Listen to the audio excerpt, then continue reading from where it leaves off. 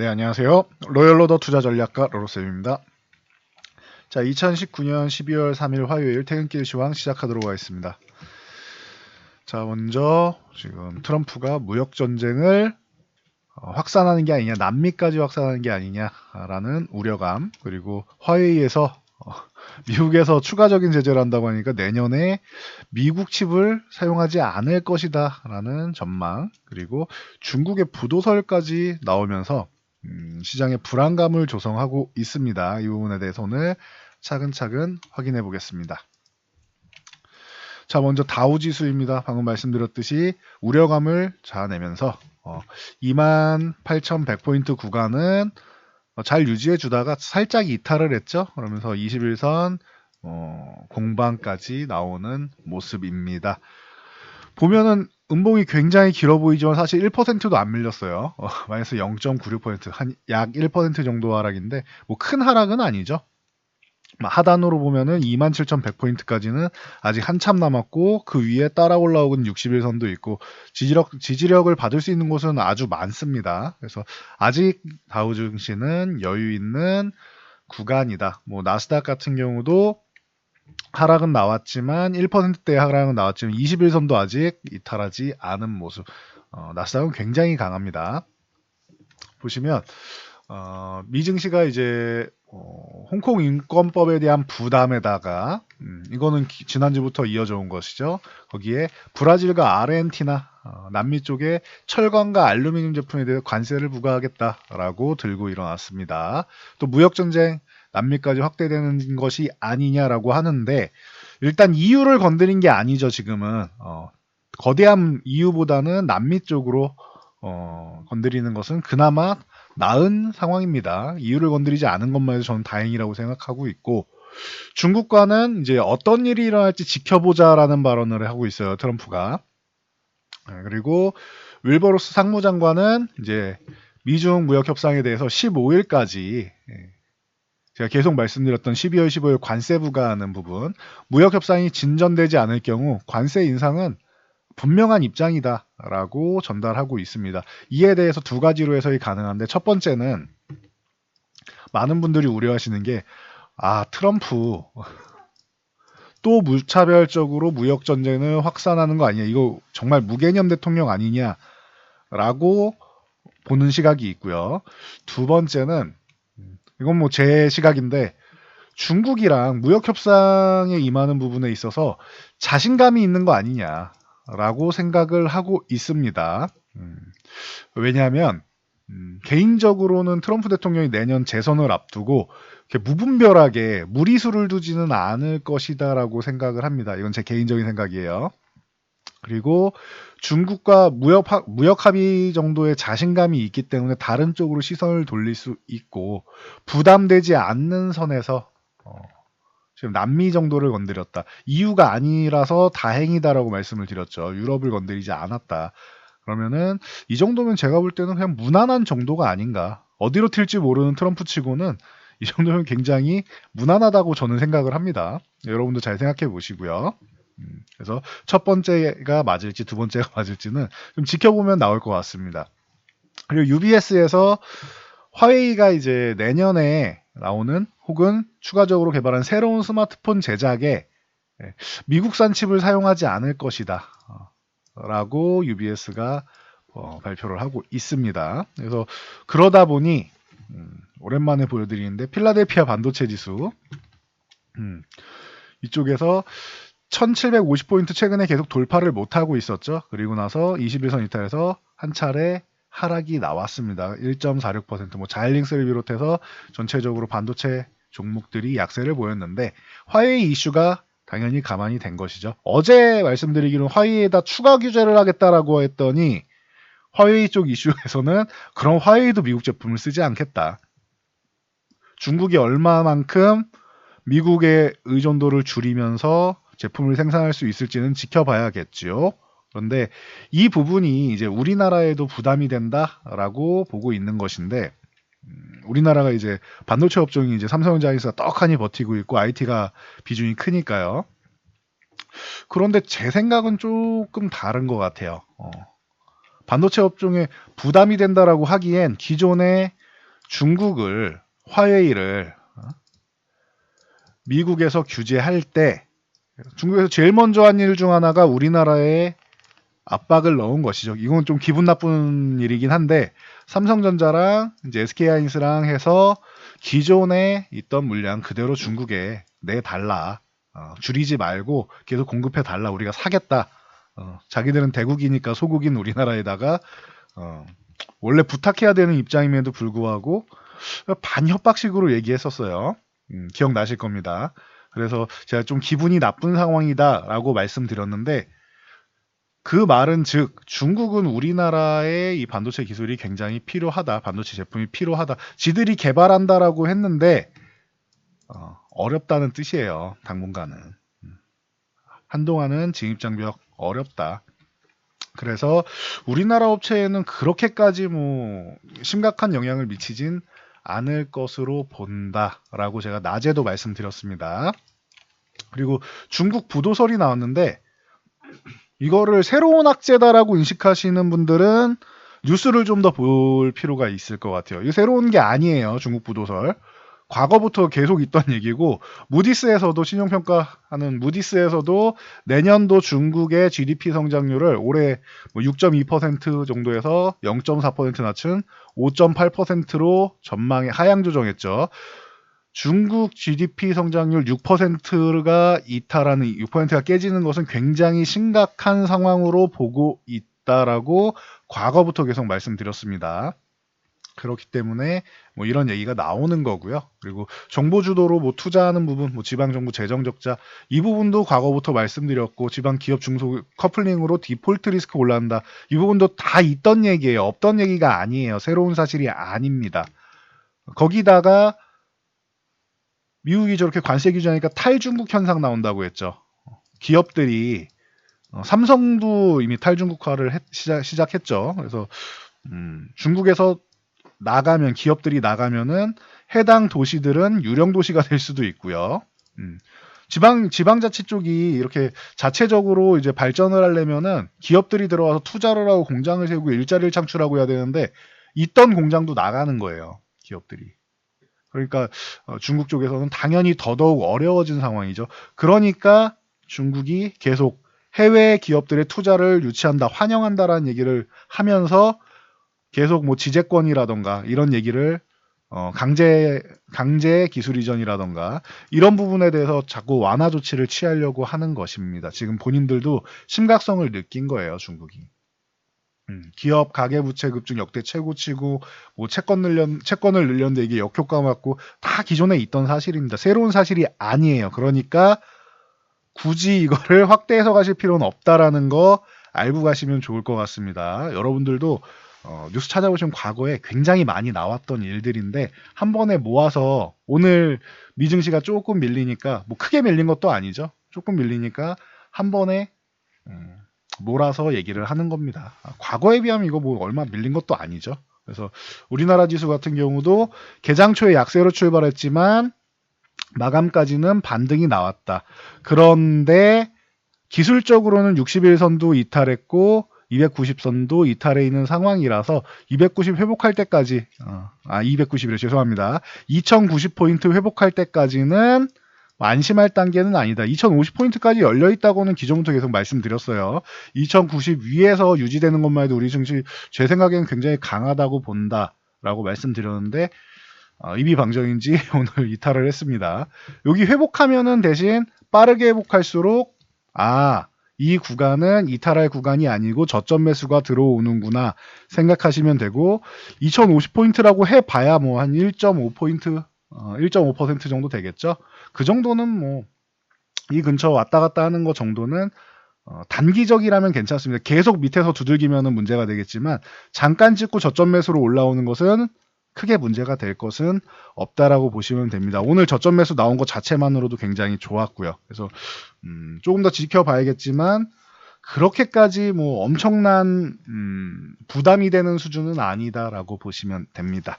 그리고 수급 동향 살펴보면 외국인들이 오전에만 해도 1,500억 이상 매도를 하면서 오후에도 매도세가 심화될까 이 부분이 관건이었는데 심화되진 않았습니다. 그리고 오후에는 기관에서 매수가 들어왔다 해서 기관에서 살짝 저점 매수 들어오면서 받쳐줬죠. 연기금 같은 경우는 패시브 자금, 금융투자 같은 경우는 뭐 단기 자금이 많다라고 말씀드렸는데 양쪽 자금이 고르게 들어오면서 하단에서부터 저점 매수가 이쁘게 들어왔습니다. 자, 코스닥 주식 같은 경우도 외국인들은 매도를 했지만 오전에 기관에서 뭐 약 200억 약간 안 되는 200억 전후 정도의 매도세가 나왔었는데 오후에 마감한 다음에 보면은 오후장에는 그럼 약 200억 이상의 매수세는 들어왔구나라고 확인될 수 있죠. 오늘은 기관이 저점 매수를 했다라고 보시면 됩니다. 그리고 외국인 선물 뭐 오전에 한 2,000계약 정도 매도였는데 500계약이면 매도한 것도 아니죠. 매도도 아니고 매수도 아니고 아직도 2만 계약 위쪽에서 충분히 매수가 많이 남아 있다. 선물은. 자, 옵션 동향 같은 경우는 콜 매수가 제일 중요하다. 제일 좋은 거는 콜 옵션 매수, 풋 옵션 매도가 제일 좋은데 풋 매도는 크게 신경 안 써더라도 콜 매수만 나와도 괜찮다. 아니면 풋 매도가 강하게 나와도 되고 둘 중 하나만 나와도 되는데 뭐 아직까지는 오늘은 아니었던 것 같습니다. 그래서 참고 정도 하시면 됩니다. 오늘 수급은 전체적으로 중립 이하지만 그렇게 약세 수급은 아니다라고 보시면 됩니다. 자, 코스닥으로 넘어가서 뭐 역시나 코스닥도 오늘은 뭐 하락을 했는데 코스피처럼 반등은 안 나왔어요. 630포인트 계속 건드리는 건 기분이 나쁘다라고 말씀드렸습니다. 내일부터 해가지고 이번 주 안에 이렇게 빠르게 올라와줘서 650포인트 정도는 650포인트 정도는 회복을 해줘야 된다. 그래야지 코스닥도 위쪽 방향으로 살아날 수 있다. 밑에서 벅벅 기어다니면은 피곤해질 수 있기 때문에 이 부분은 회복을 해줘야 되는 구간이다라는 개념 알고 가시면 될 것 같습니다. 자, 삼성전자. 자, 아까도 말씀드렸지만 우리나라 반도체 기업에 그렇게까지 부담되는 상황은 아니다. 뭐 오늘 5만 원 이탈한 다음에 61선 뭐 5만 원 이 구간을 저항받고 있는데 그렇다고 뭐 크게 급락이 나오거나 하진 않았습니다. 더 밀리면 감사하죠. 47,000원 부근에 온다라고 하면은 감사합니다 하고 그냥 사면 되는 거죠. 매수하면 되는, 없는 분들은 매수하면 되는 거고 있는 분들은 늘리면 되는 거고 뭐 편안하게 보시면 돼요. 삼성전자는 뭐 내년까지 해서 뭐 굉장히 괜찮을 것이라고 보고 있습니다. 반도체뿐만 아니라 5G도 그렇고 이번 블랙 프라이데이에서도 뭐 LG, 삼성, 뭐 TV 전략 아주 잘 짜가지고 굉장히 좋은 판매 올리고 괜찮은 뉴스들이 계속 들리고 있고 앞으로 전망은 밝죠. 그래서 크게 걱정되지 않는다. 돌발악재가 중요합니다. 그것만 아니면 됩니다. SK하이닉스 같은 경우는 약간 우려되는 기존의 이 하락 추세 구간 안쪽으로 들어온 거는 살짝 우려된다. 하지만 121선에서 저점 매수가 들어오고 반등은 나왔다. 그럼 이 구간에서 내일이라도 79,000원 위쪽에서 양봉을 하나 이렇게 세워주면은 우려감은 씻어낼 수 있습니다. 그때까지 살짝 경계감은 가질 필요가 있어요. 추가적인 하락이 나올 수도 있으니까 여기 돌파하기 전까지는. 하지만 73,000원까지 내려오면은 역시나 하이닉스도 매수해야 되는 구간이고 66,000원 안 올 거라고 생각했는데 여기까지 오면은 대박인데 안 오겠죠. 73,000원 구간만 와도 감사한 구간이 될 것이다. 75,000원 이하에서 73,000원 사이 감사한 구간이 될 수 있다고 보고 있습니다. 기존 관점에서 변화가 없습니다. 자, 다음 삼성전기 115,000원 계속 말씀드렸는데 오늘 다행히 21선 넘어왔습니다. 다시 한번 115,000원 도전하는 모습이겠죠. 이 구간을 돌파하느냐 아니면 맞고 또 저항받느냐가 관건이 되겠습니다.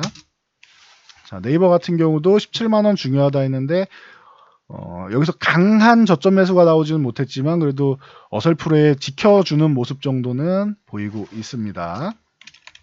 자, 카카오의 경우 위쪽에서 조정을 안 받는다라고 말씀드렸죠. 그래서 네이버, 카카오 같은 종목들도 지금 뭐 강한 모습 보여주고 있고, 자, 아모레퍼시픽 같은 경우는 20만원에서 205,000원 사이 요 구간 돌파하기 어렵다라고 말씀드렸죠. 205,000원 돌파 못하면 매도, 20만원을 이탈해도 매도, 두 번 다 매도 자리라고 진작부터 말씀드렸습니다. 그리고 여기서 양봉이 나왔을 때 이제 18만원만 이탈하지 않으면은 보유 구간이고 205,000원 매도 구간. 하지만 여기서 매도하신 분들 그리고 혹은 지금 늦게나마 아모레퍼시픽을 살짝이라도 매매만 해보고 싶다 하시는 분은 18만원 구간에서 이탈하지 않으면 매수 구간이라고 말씀드렸죠. 그리고 반등 나오고 20만원 부근 한번 갔다가 21선 지지력 받고 다시 한번 반등을 모색하는 모습입니다. 그래서 이 정도까지 보시면 될 것 같아요.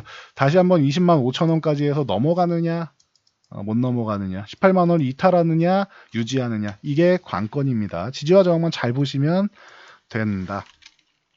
그리고 지난주에 삼성중공업 같은 경우도 말씀을 드렸었는데 뭐 수주 소식도 나오고 했는데 그렇게 강하지 못합니다. 6,900원 유지해줘야 됩니다 했는데 이중바닥직으로 내려갔어요. 바닥 그리고 투바닥직으로 내려갔죠. 지금 상황에서는 빠르게 6,900원을 회복한다라고 하면 이중바닥으로 인정하고 21선까지 올라타면은 7,400원, 뭐 7,600원 사이 요 구간까지는 어렵지 않을 거라고 봅니다. 여기를 돌파한다면은 8,100원, 8,200원, 8,000원대를 노려볼 수 있겠죠. 요거는 일단은 6,900원을 회복하고 나서 그 뒤를 생각하는 게 좋을 것 같습니다. 자, 셀트리온 18만원 이탈한 다음에 힘을 잘 못 쓰고 있죠. 그래도 추가적으로 밀리지 않고 있는데 차라리 뭐 16만원까지 와줘도 좋은데 매수 못하신 분들은 좋은 매수 타이밍이 되겠죠. 지금부터 해서 분할로 매수를 할 수 있을 것 같습니다.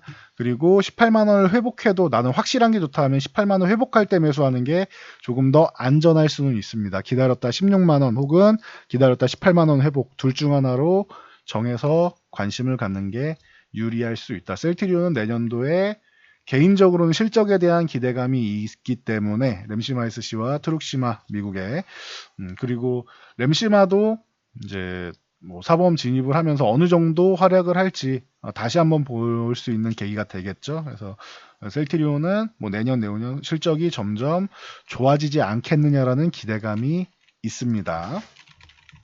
삼성바이오로직스의 경우도 마찬가지라고 했죠. 안 밀리고 참 강하죠. 위쪽에서 추격 매수는 하지 말아야 되는데 21선 차라리 따라 올라오면은 그때 매수세가 들어오는지 보고 강력한 매수세가 들어온다 하면은 그때 담던지 아니면은 21선 이탈한다라고 하면 38만원에서 37만원 사이 구간 정도면은 매수를 할 수 있다라고 했는데 38만원 정도만 살짝 주고 그리고 나서 반등 아직도 38만원 위쪽에 있습니다. 누군가 주가를 관리하는 강력한 모습인 거죠. 더 내려오지 않도록 누군가는 이 종목을 관리해주고 있는 모습입니다. 뭐 긍정적이라는 뜻이겠죠. 38만원만 유지해주면. 자, 메지온의 경우 오늘 15만원 넘어 16만원 근처 잘해줬습니다. 어제도 말씀드렸죠. 메지온 14만원 유지 잘해줬다. 14만원 지지선. 그리고 지금은 15만원 위쪽을 유지해주는 게 중요하다라고 했는데 오늘 15만원 위쪽에서 유지를 해줬고 61선 돌파 시도 나왔는데 돌파는 못했습니다. 그래도 오늘 긍정적인 모습 수급 동향도 괜찮았고 거래량도 좋고 조금 아쉽네요. 오늘 이 정도 거래량이면은 60선 살짝 넘어가줘도 되는데 16만원 위쪽을 올라타도 되는 거였는데 약간 아쉽지만 그래도 오늘처럼 지수 약세인 날에 강한 모습 보인 거는 긍정적인 것 같습니다. 참고하시고요. HLB 같은 경우는 리스크가 있다라고 말씀드리고 장중에 요 60일선 아슬아슬하다라고 말씀드렸죠. 이 구간에서는 유지를 해줘야 되는데 여기서 반등이 나오면 좋고 빠르게 반등이 나와서 12만 5천 원까지 뭐 내일 회복해준다 하면 내일까지 회복해주면은 HLB는 강한 종목 이번 주 혹은 다음 주 초까지 회복한다라고 하면 뭐 괜찮은 정도 그리고 좀 넘어가게 되면 아래쪽에서 흘러내려서 고생할 수 있다라고 했는데 잠깐이죠. 단기적인 고생이라고 했어요. 고생할 수 있다라고 했는데 뭐 이미 10만원 부근까지 내려와 있습니다. 뭐 10만원 부근이면은 관심을 가져볼 만 하겠죠. 일단 추이는 봐야겠죠. 여기를 이탈하게끔 매도세가 강하냐 아니면 어느 정도는 매수세가 싸우느냐를 잘 봐야겠죠. 저점 매수가 들어온다라고 하면 저로의 매수 타이밍이 될 수 있고 뭐 이 아래쪽은 하이닉스 66,000원처럼 안 가지 않을까 생각했는데 만약에 간다고 하면은 굉장히 좋은 타이밍이 아닐까 생각을 하고 있습니다. 지금도 똑같습니다. 그 관점은 참고 정도 하시면 될 것 같아요. 아직도 위아래 다 열려 있는 구간이기 때문에 섣부르게 뭐 위다 아래다 판단할 필요는 없는 것 같아요. 보면서 그냥 팩트대로 맞춰가는 게 제일 중요합니다. 지금 무조건적인 상승만 바라보기에는 그동안 많이 올라왔잖아요. 그러니까 무조건적인 상승만 바라보기에는 위아래 다 세력들이 남아있기 때문에 이 싸움에서 이기는 자 쪽으로 가겠죠. 결론이 나올 때까지. 결론이 안 나와서 그래요. 결론 나오려면 시간이 걸리니까 그때까지는 이제 뉴스에 흔들리고 이슈에 흔들리고 루머에 흔들리고 할 수 있어요. 그래서 현재 좀 뭐 하락을 하고 있는 것이다. 뭔가 명확한 걸 원하는데 아직까진 불확실성이 남아 있는 거죠. 이게 해소될 때까지는 언제 반등이 나오든 언제 하락이 나오든 이상할 게 없는 종목이다. 현재 상황에서는. 이 수렴한 과정 다음에가 중요했는데 이 수렴 과정 다음에 흐름이 그렇게 썩 아름답지 못하기 때문에 리스크 관리, 그러니까 비중을 한 10에서 20% 담으면 괜찮은데 여기에 굉장히 큰 비중을 담으신 분들이 지금 조금 피곤하게 흘러가고 있는 것이다. 그래서 리스크 관리를 말씀드렸었죠. 그래서 지금은 보고 어떻게 움직이는지 팩트를 확인하고 대응하는 게 중요한 구간이다라는 것만 알고 가시면 크게 무리 없습니다. 자, 오늘은 여기까지 하고 물러가도록 하겠습니다. 지금 1만 이벤트 참여해주신 분들이 뭐 생각보다 많아서 뭐 굉장히 감사하는 마음을 갖고 있습니다. 그래서 여러분들 신청하실 분들은 빠르게 신청하시면 될 것 같고요. 그리고 여러분들의 좋아요, 댓글 모두 감사히 생각하고 있습니다. 이 영상 잘 참고해서 모두 성공 투자하시기 바랍니다.